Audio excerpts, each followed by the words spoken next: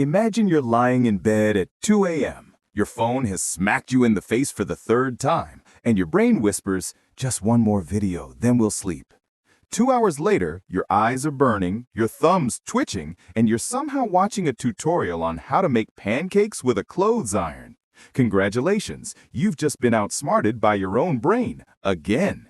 Because here's the truth, it never actually cared about your happiness. It only cares about keeping you alive. Every flicker of joy, sadness, motivation, and laziness is just a survival hack from an outdated operating system written hundreds of thousands of years ago when humans worried about being eaten by tigers, not being buried in deadlines. Your brain is like an overprotective security guard. It freaks out at anything unfamiliar, even good things. It wasn't built to make you happy, only to keep you from dying. That's why you can remember one insult for 5 years, but forget 10 compliments in 5 seconds. Negativity once kept you alive. Positivity didn't stop predators. And dopamine, the so-called happiness chemical, don't fall for the branding. It doesn't reward you when you achieve something. It rewards you when you're about to. Dopamine is why you're trapped in the endless just one more episode loop at 3 a.m.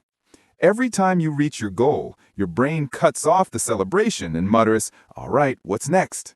It craves the chase, not the catch.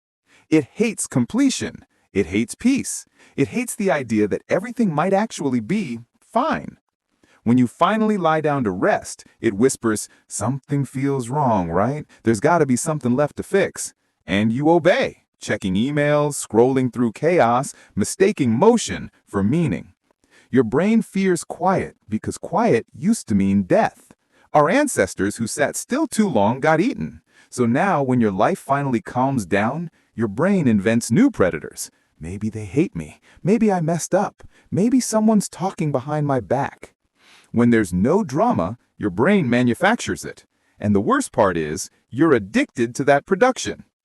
And when you're too close to actual happiness, your brain panics. It throws in a random embarrassing memory from 8th grade or reminds you of a bill you forgot to pay.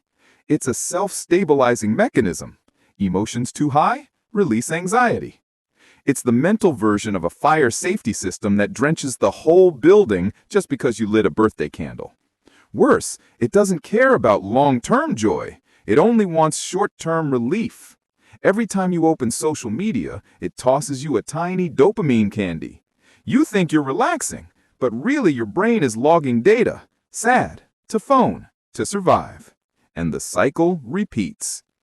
You're not stuck in bad habits because you're weak. You're stuck because your brain thinks those habits are safe. It prefers the familiar, even when it hurts. A toxic relationship?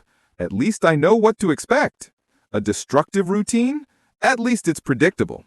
In your brain's world, stability beats happiness every single time. Happiness is a luxury. Safety is survival. And when you remember the past, don't fool yourself. You're not replaying memories, you're remaking them. Each recall is a rewrite, a bit brighter, a bit sadder, a bit less true. The person you miss might just be a version your brain edited to make you suffer more efficiently. Ironically, your brain is the greatest filmmaker alive, and you're its most loyal viewer. After all these millennia, it still does exactly what it was built to do: keep you just anxious enough to stay alive and just dissatisfied enough to never feel complete. So the next time you think you're not good enough, not happy enough, not doing enough, remember, it's not really you. It's just your nervous system throwing a tantrum. Basically, your brain is being a drama queen that just wants to be comforted. That's all for today. I'll make more videos like this in the future. Hit subscribe so you don't miss them.